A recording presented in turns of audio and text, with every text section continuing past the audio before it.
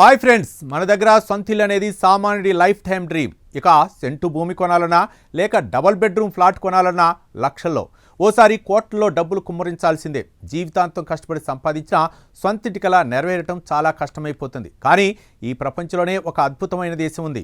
అక్కడ కేవలం 100 రూపాయలకే, అవును మీరు విన్నది నిజమే, ఒక 100 రూపాయలు నోటిస్తే చాలు అచ్చం సినిమాలో లాంటి ఒక అందమైన ఇల్లు మీకు రాసిచ్చేస్తారు. అసలు 100 రూపాయలకి ఇల్లు ఇవ్వటం ఏంటి? దీని వెనుక ఉన్న అసలు రహస్యం ఏంటి? భారతీయులు కూడా అక్కడ ఇల్లు కొనొచ్చా? Let's watch. మనం మాట్లాడుకున్న ఈ వింత స్కీమ్ పేరు €1 హౌసెస్. ఇది ఇటలీలోని కొన్ని మారుమూల గ్రామాల్లో అమలవుతుంది. ఇక్కడ పచ్చని కొండలు, అందమైన ప్రకృతి ఉన్న జనాభా మాత్రం చాలా తక్కువ. అక్కడ యువత ఉపాధి కోసం నగరాలకు వెళ్ళిపోవడంతో ఈ గ్రామాలన్నీ వెలవెలపోతున్నాయి. ఆ ఊర్లు కనుమరుగవ్వకుండా ఉండాలని అక్కడ స్థానిక ప్రభుత్వాలు ఈ వింత నిర్ణయం తీసుకున్నాయి.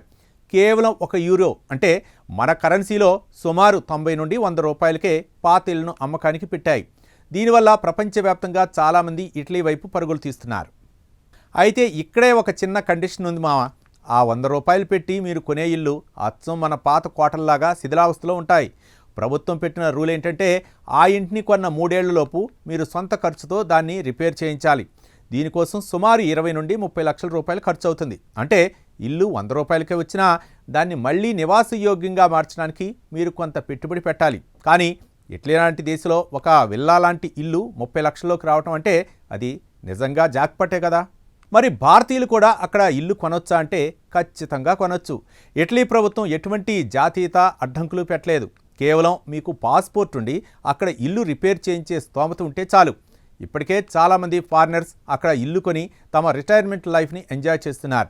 మన దగ్గర హైదరాబాద్లో లేదా బెంగళూరులో ఒక ప్లాట్ కొనే బడ్జెట్తో ఇటలీలో ఒక రాజ్యభవనం లాంటి ఇల్లు సొంతం చేసుకోవచ్చు. కానీ ఒకటి మాత్రం గుర్తుంచుకోండి, అక్కడ మెయింటెనెన్స్ ఖర్చులు, ట్యాక్సులు కూడా మనకంటే కొంచెం తేడాగానే ఉంటాయి.